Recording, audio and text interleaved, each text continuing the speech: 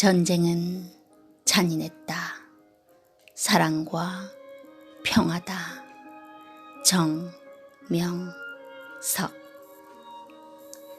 미움, 싸움, 살인은 형벌을 받는다.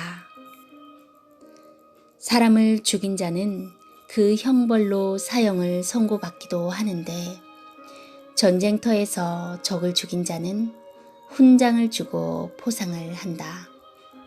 이것은 세상의 법이다. 그렇다면 하나님은 군인이 전쟁 중에 적을 죽이면 어떻게 재판하실까?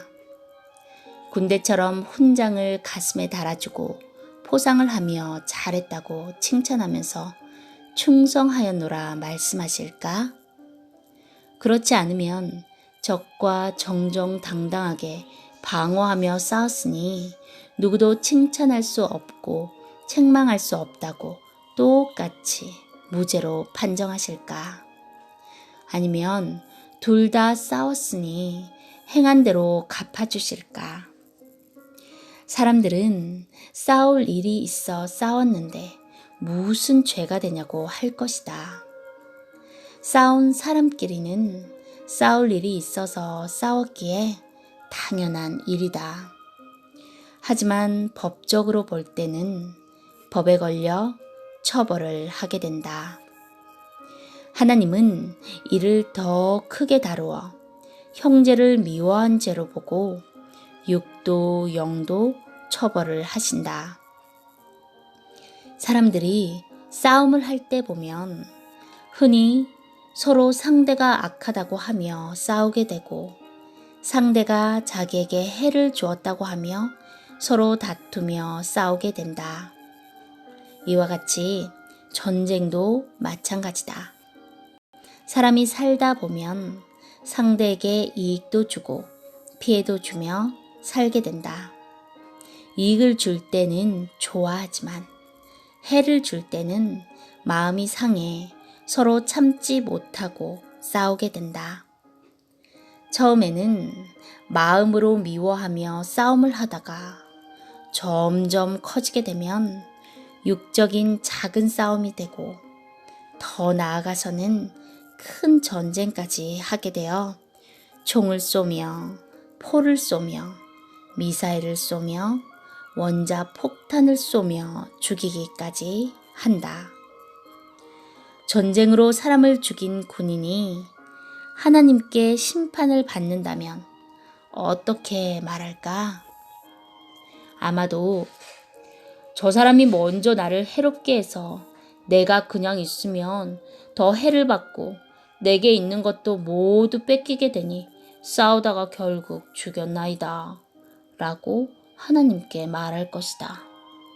그럼 하나님이 죽은 상대편에게 너는 왜 저 사람을 해롭게 했느냐 묻는다면, 저가 나의 마음을 먼저 거스르고 해를 주어 싸우게 되었나이다 할 것이다. 이렇게 서로 해를 받았다고 주장하고 상대가 먼저 자기의 마음을 거스르고 해롭게 하였다고 말하며 서로 저 사람이 악하다고 할 것이다. 심판주 하나님은 이를 어떻게 재판하실까? 말씀하시기를, 행여 저 사람이 너의 마음을 거스르게 하며 화나게 했을지라도 사랑해 주며 참았으면 참은 만큼 큰 복이 되었겠건만, 참지 못했으므로 화가 커져 서로 죽이고 피차 화를 받게 되었으니 모두 자기가 행한 대로 형벌을 받아라 하실 것이다. 사람이 살아가면서 서로 미워하게 되면 싸움과 다툼, 그리고 전쟁과 죽음이다. 사람들이 하나님의 말씀을 순종치 않고 서로 미워하고 싸우며 살인하면 사람을 통하여 심판을 하기도 하시고, 어느 때는 자기 원수를 통해 심판하기도 하시고, 또 의인을 통해 악인을 심판하기도 하시고 만물을 통해 여러 가지 재앙으로 고통을 주기도 하신다. 아, 이러하니 전쟁에서 사람을 죽이고 살인하면 결국 의로운 일이라고는 볼 수 없고 그 행한 대로 심판을 받고 형벌을 받게 되는구나 생각하니 전쟁터의 그 어떤 상황에서든지 사람을 죽이면 개인의 죄, 민족의 죄가 되겠다고 더욱 깨닫게 되었다. 그렇지, 그러하고 말고 내가 참아야지. 하나님을 먼저 믿고 그의 뜻을 깨달은 내가 참고 지혜롭게 행해야지 하고 결심했다. 지구촌 모든 사람들은 그 어떤 민족이든 한 조상, 한 할아버지의 자손이다. 그러나 모두 얼굴도 다르고 성격도 다르다.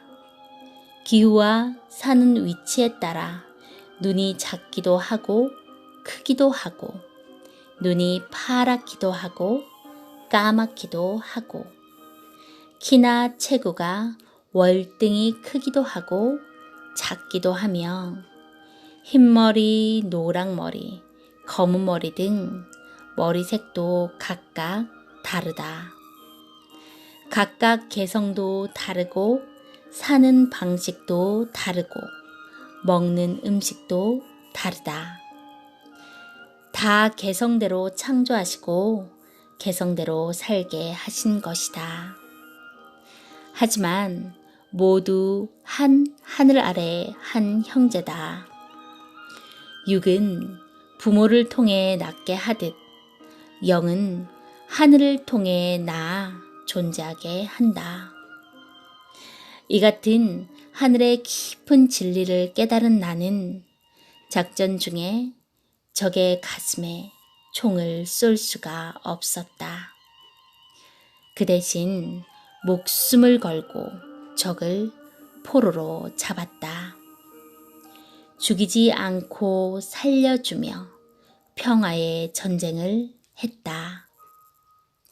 그러한 나의 삶은 오늘에 와서 생각하여도 후회 없는 삶이다. 아멘.